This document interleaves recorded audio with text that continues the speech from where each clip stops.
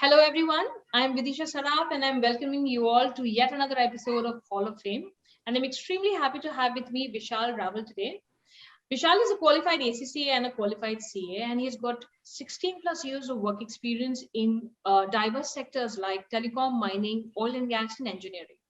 Currently, Vishal is working with the British MNC Johnson Matthey.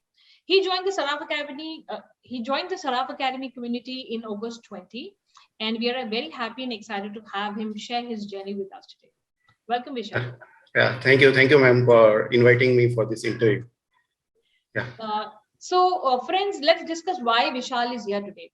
So अभी हम लोगों ने सुना कि विशाल के पास इतना एक्सपीरियंस है कॉर्पोरेट स्पेस में, तो हम इनसे ये जानना चाहते हैं कि थोड़ा अगर ये हमसे शेयर कर सकें कि insights about what does a corporate want when they are employing a candidate, उनकी क्या रिक्वायरमेंट्स रहती हैं कैंडिडेट से, इन्होंने एसीसी करने का क्यों सोचा, इन्होंने सीए ऑलरेडी कर रखा था फिर भी इन्होंने एसीसी किया, तो इन्होंने क्यों ऐसा किया, how did ACC help him in his journey, ACC करने से क्या स्कोप है, क्या इनको करियर में इनका बदलाव उनको महसूस हुआ एसीसी करने से। तो इन सब टाइप की बातों पे आज हम चर्चा करने वाले हैं। एंड अगर आपको इस वीडियो से लाभ उठाना है, फायदा उठाना है, तो I recommend you watch this video till the end. Also, if you want more help on ACC or any such other professional program in the commerce space, you can subscribe to our YouTube channel and you can also join our community on Telegram. The links are all there in the comment box below. So, over to you, Vishal. जरा हमें बताइए आपकी academic journey कैसे start हुई? जी, मैंने graduation Ahmedabad से किया, Gujarat university से. अच्छा. और ग्रेजुएशन करने के टाइम पे ही मैंने डिसाइड किया था कि मुझे कोई प्रोफेशनल डिग्री फाइनेंस और अकाउंट्स फील्ड में लेनी है. So what could be the better than the CA. उस टाइम पे काफी लोगों ने मुझे वार्न किया था, बिकॉज दैट टाइम सीए का रिजल्ट काफी कम आता था, बहुत ही कम आता था उस टाइम पे. आज से 15 साल पहले की बात कर रहा हूँ, 15-20 साल पहले की बात कर रहा हूँ मैं. So that time the doing CA was a jinx, एक टाइप का हुआ था कि ये तो बहुत डिफिकल्ट है, बहुत कम रिजल्ट आता है. बट मेरी एक चीज बहुत ही क्लियर थी कि मैं एक्चुअली मैराथन का एक प्रिंसिपल फॉलो करता हूँ. वेरी इंटरेस्टिंग थिंग कि मैराथन में क्या होता है, दो टाइप के पार्टिसिपेंट्स होते हैं. एक होते हैं जिनको प्रोफेशनल होते हैं, उनको नंबर्स रैंक लाना होता है, first second third, like Kenyon runners होते हैं, इथोपियन रनर्स होते हैं, अफ्रीकन रनर्स होते हैं. और दूसरे टाइप के लोग होते हैं जो उनको खाली मैराथन का लाइन क्रॉस करना होता है, फिनिशिंग लाइन क्रॉस करना होता है. और वो लोग बहुत ही हैप्पीली और वो लोग बहुत ही रिलैक्स आराम से वो कर जाते हैं with little preparation. So I was like, मेरा नेचर था वो दूसरे टाइप के लोगों का, जो आराम से बड़े प्यार से एक प्रोसेस को एंजॉय करते करते कंप्लीट करना था. सो इस तरीके से मेरी सीए की जर्नी स्टार्ट हुई और आई वाज ऑलवेज कॉन्फिडेंट कि नहीं, मैं फिनिशिंग लाइन तो मैं क्रॉस कर ही लूंगा समहाउ. सो इस तरीके से मैंने सीए 2006 में कंप्लीट किया. ओके, 2006 में. तो 2006 में जब आपने कंप्लीट किया सर, तो पहली जॉब अपॉर्चुनिटी आपकी क्या थी? पहली जॉब अपॉर्चुनिटी मेरी उस टाइम पे टेलीकॉम सेक्टर बहुत ही बूमिंग था. 2006 की मैं जब बात कर रहा हूँ, वो काफी नया था. एक्चुअली उस टाइम पे मुझे दूसरे इंडस्ट्रीज से भी अपॉर्चुनिटीज थी, बट क्योंकि उस टाइम पे टेलीकॉम इंडस्ट्री काफी बूमिंग था, so I chose to be part of telecom industry. और सबसे पहली जॉब मेरी रिलायंस कम्युनिकेशंस में अहमदाबाद में ही लगी थी. अच्छा, तो किस टाइप का प्रोफाइल था सर जब आपने बीकॉम प्लस सीए से अपनी जर्नी स्टार्ट की था? जो मेरा जो पहला प्रोफाइल था वो मेनली बजटिंग का था और कंट्रोल्स के ऊपर था, internal controls. Okay, internal controls. Yeah so उस टाइम पे I was handling the budgeting of this Gujarat region. So monthly आपको बजट्स का मॉनिटरिंग करने का, उसके रिपोर्ट्स बनाने के, और दूसरे एक्सपेंस को कंट्रोल कैसे कर सकते हैं, इंटरनल कंट्रोल जो सिस्टम है उसको और कैसे स्ट्रेंथन कर सकते हैं, वो सब मेरे प्रोफाइल में था. First profile was that. Okay, तो वो वहां से जो आपकी जर्नी, ये प्रोफेशनल जर्नी स्टार्ट हुई, किस टाइप की आपको रिस्पांसिबिलिटीज मिली? श्योर.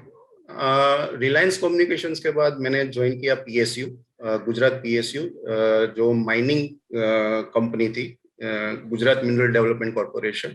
अच्छा। और वहां पे मुझे थोड़ा और जॉब वेरिएशन मिल रहा था, like handling the new projects, financial viability of the new projects, project management, yeah.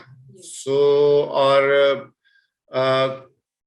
उस टाइम पे थोड़ा PSU था, तो आई थॉट कि it's safe to be in the government job, और उसके हिसाब से I move to the PSU sector, and there I work for almost 3 years.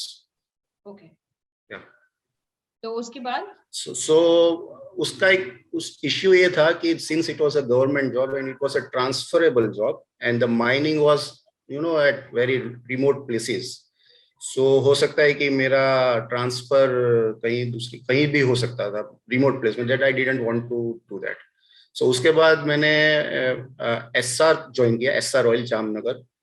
So that was oil refinery, so I was into the oil and gas sector there. Okay.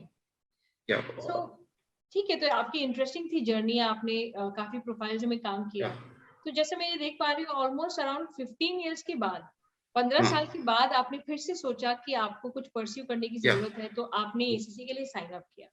तो ये बताइए कि आपको कैसे महसूस हुआ कि अब आपको और एक प्रोफेशनल क्वालिफिकेशन ऐड करने की जरूरत है? ठीक, यहाँ पे जो मैं अभी जो वर्क कर रहा हूँ जॉनसन मैथी, it is UK based MNC. वो मैं 2011 से I am with Johnson Matthey. तो अभी since it is MNC, we need to prepare our financial as per IFRS also. So somehow I was managing IFRS. मुझे थोड़ा बहुत knowledge था, but इतना डेप्थ में नॉलेज नहीं था. So I was knowledge on IFRS जो आप बोलना चाहते हैं. जी. सो मैंने सोचा कि कुछ IFRS के रिलेटेड मुझे कुछ डिटेल में स्टडी करना चाहिए, जो एक मेरा गैप है उसको मुझे ब्रीच करना चाहिए. सो मैंने सोचा कि मैं IFRS कर लेता हूँ. सो फर्स्ट थिंग मैंने जब सर्च किया तो मुझे ACCA का डिप्लोमा IFRS के बारे में पता चला. सो मैंने सोचा कि मैं ये डिप्लोमा IFRS ही कर लेता हूँ. Then I was talking to my friend, one of my friend who is also member of ACCA. So उसने मुझे कहा कि आप डिप्लोमा IFRS कर रहे हो, अच्छी बात है, it's not bad, but आप full fledged भी आप ACCA कर सकते हो. So I was like कि but I am into corporate world, I have family, I have many responsibilities, तो ये कैसे हो सकता है? तो उसने मुझे फिर समझाया कि ये आपको 4 पेपर ही पास करने हैं. So then I was like कि ठीक है, देन इट्स डूएबल. फिर मैंने और सर्च के लिए फर्स्ट मैंने YouTube में सर्च किया, तो first video I so was from Prakash sir, जिसमें उन्होंने काफी अच्छे तरीके से समझाया था कि ACCA क्या है, आप कैसे कर सकते हो, आप जॉब के साथ और अदर रिस्पॉन्सिबिलिटीज के साथ भी ACCA आप किस तरीके से अच्छे से कर सकते हो. सो उसी टाइम पे स्ट्राइक कर लिया मैंने. मुझे काफी कॉन्फिडेंस भी बूस्ट हुआ मेरा कि नहीं, मैं भी ACCA कर सकता हूँ, भले मेरे और भी रिस्पॉन्सिबिलिटीज है और भी मेरी जॉब प्रॉपर्टी है. सो मैंने उसी टाइम पे डिसाइड कर लिया था कि मैं ACCA करूंगा और सराफ एकेडमी से ही करूंगा. और पहले एक ही वीडियो से फिर मैंने दूसरा कोई ऑप्शन देखा ही नहीं, और सराफ सर की एकेडमी को ही मैंने ज्वाइन कर लिया.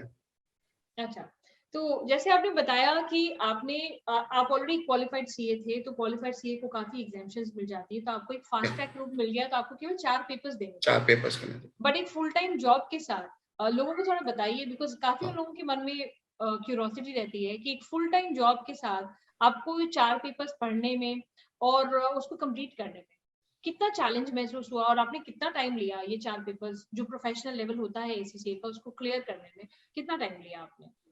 मुझे 1 साल लगा. और एक चीज ACCA की बहुत अच्छी है कि एवरी 3 months आप एग्जाम दे सकते हो. और एक चीज जो मुझे सबसे ज्यादा अच्छी ACCA की लगती है कि आप एक पेपर एट ए टाइम दे सकते हो आप. जी. सो उससे क्या होता है कि आप एक ही पेपर पे फोकस कर सकते हो, और इसलिए बहुत ही इजी हो जाता है, और आपका इवन नॉलेज गेनिंग के लिए भी आपको काफी हेल्पफुल रहता है. आप एक पेपर पे फोकस करो rather than like CA 4 paper के एक साथ फोकस करना है. सो उसकी वजह से ये ACCA काफी इजी हो जाता है, और इसमें भी एग्जाम जो उनका पैटर्न होता है और एप्लीकेशन ओरिएंटेड है, it's not a rote learning like other courses. So आप एक डिसेंट प्रिपरेशन के साथ आप पास करना इसको बहुत ही इजी हो जाता है।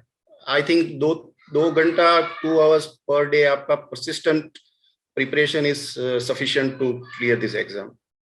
ओके, तो आपने एक एक करके जो है चारों पेपर्स एक एक करके मैंने और चारों 1 साल के टाइम स्पेन में यू कंप्लीटेड योर ACC या ग्रेट। तो या बहुत डिसिप्लिन रहा है आपका अप्रोच, काम के साथ एक फुल टाइम उसके साथ आपने एक डिसिप्लिन तरीके से अपनी जर्नी को कंप्लीट किया। तो सर ये ACCA करने के बाद आपको you know what difference did you feel in your career, how is it you know shift up your career after you added ACCA to your portfolio? I tell you actually जो मेरी finance director है, who is located at UK, she is ACCA member. Okay. And my other counterparts working in USA and UK, काफी लोगों को मैं जानता हूँ जो ACCA अभी उन्होंने ACCA किया हुआ है। अच्छा। हाँ, अभी तो कोई टेंजिबल बेनिफिट्स अभी क्योंकि जस्ट मैंने क्लियर किया है, अभी जनवरी में रिजल्ट आया था। सो अभी तो इमीडिएट तो ऐसा कुछ टेंजिबल बेनिफिट्स कैरियर में हुआ नहीं, बट आई एम श्योर कि मुझे इससे काफी मेरे कैरियर को बूस्ट मिलेगा, क्योंकि इवन मेरी कंपनी में भी काफी लोगों ने अप्रिशिएट किया ACCA मेरे क्लियर होने के बाद। And I would like also want to share कि मेरा जो ACCA का जो मेरा ये जो स्टडी था वो it was fully sponsored by my company. Okay, या it is a UK based company and I'm sure recently they value the qualification also, so you got the entire sponsorship through your company. Yeah, exactly. Okay. और is not like only UK based, but क्योंकि मेरे जो counter parts है वो USA में भी है काफी सारे। अच्छा। सो वहां में भी इवन USA में भी ACCA इज रिकॉग्नाइज्ड वन। तो ACCA basically recognised across 180 countries, but आप ये बोलना चाह रहे हैं कि ऐसी मानसिकता नहीं होनी चाहिए कि it's only valued in the US UK या exactly but it is gulf across the world. या बस UK आपको सभी जगह दिखा कि अगर आप ACCA करोगे तो आपको बेसिकली एक visible आप एक you can make your mark upwards in your one of my friend is working in Middle East, so मेरी उससे भी बात होती रहती है, तो he also used to tell me कि यहाँ भी तू यहाँ पे आ जा, तूने ACCA क्लियर करने के बाद तू यहाँ पे आ जाना, यहाँ पे काफी वैल्यू है, मिडिल ईस्ट में भी काफी वैल्यू है जी। so it's not like कि खाली UK में ही वैल्यू है, बट काफी कंट्रीज में इसका वैल्यू है। इस टाइप के क्वेश्चन एक्चुअली स्टूडेंट्स के मन में बहुत होती है। हाँ, कि ACCA करेंगे तो इंडिया के अंदर जॉब अपॉर्चुनिटीज मिलेंगी कि उसके लिए बाहर ही जाना पड़ेगा, इंटरनेशनल है तो बाहर ही जाना पड़ेगा? नहीं, ऐसा भी नहीं है। नजरिए से मैं ये क्वेश्चंस आपको पूछ रही हूँ कि उनको even I would like to share one more example. मेरा जो एक फ्रेंड है, सो समहाउ वो अभी CA का फाइनल एग्जाम क्रैक नहीं कर पा रहा है और सम इश्यूज, तो उसने क्या किया था कि ACCA भी साथ में कर रखा था, तो based on ACCA he got very good opportunity in big 4। Okay, yeah and one of my relationship manager in HSBC bank, वो भी ACCA है। ओके, सो ऐसा नहीं है कि बाहर ही है, इवन यहाँ पे भी काफी पॉपुलैरिटी गेन कर रहा है ACCA कोर्स, और यहाँ पे भी काफी अपॉर्चुनिटीज मिल जाती है। एंड मैं तो एडवाइस करना चाहूंगा जो BCom करके अभी जो फ्रेश स्टूडेंट्स जो CA कर रहे हैं, उनको भी साइड में मैं ऑलवेज एडवाइस करता हूँ कि आप ACCA भी साइड में, ACCA या सीमा या कुछ भी ऐसा कुछ साइड में आप वो भी कर सकते हो। सो एक कुशन रहता है, अगर CA में आपका क्रैक नहीं होता समहाउ, तो एक एश्योरिटी मिलती है आपको।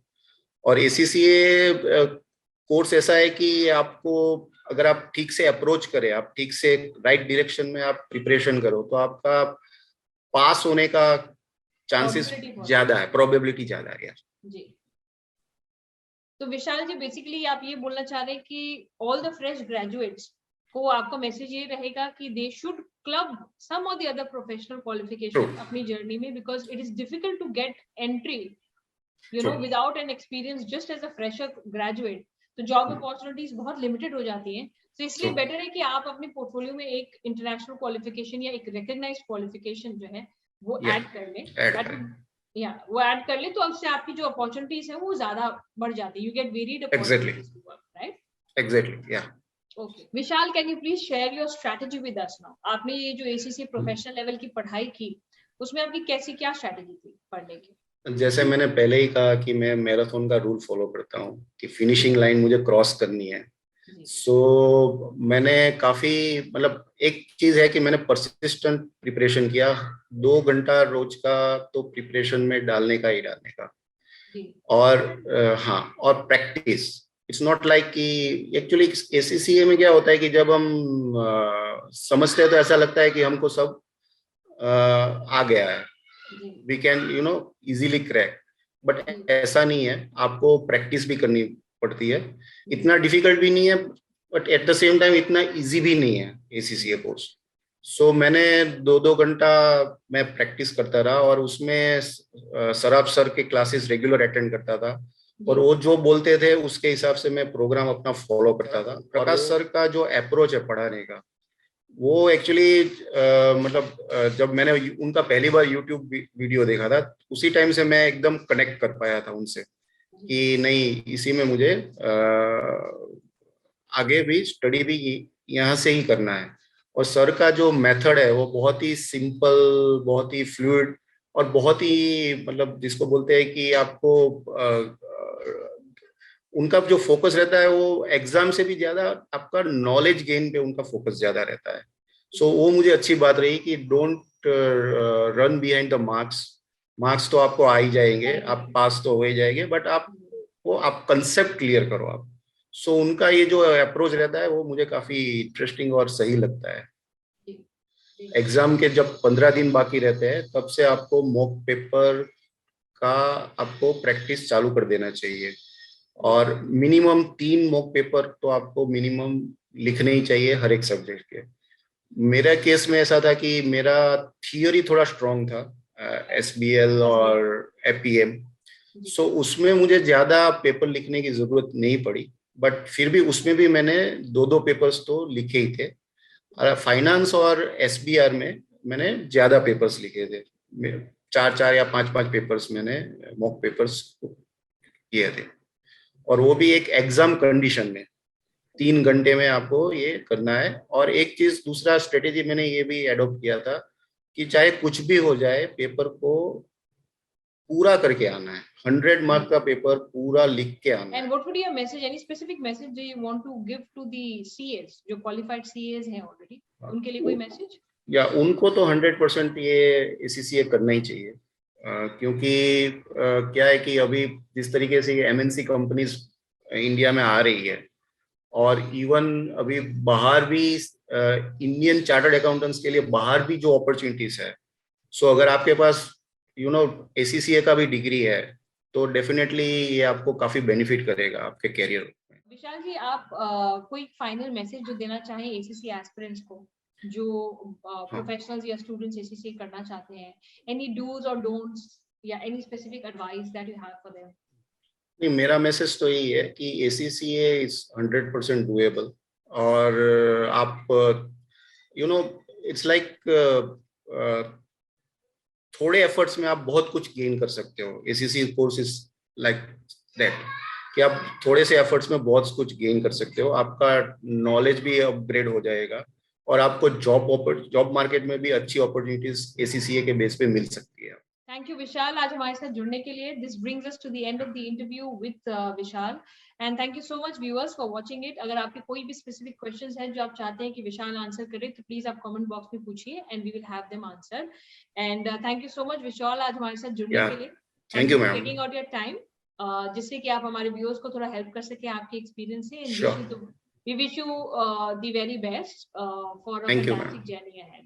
Thank you so very much. Thank you. And viewers, thank you so much, ma'am. Thank you. And viewers, thank you so much for watching us. Keep learning, keep growing, and stay connected with us. And let us know how you like the video. Thank you.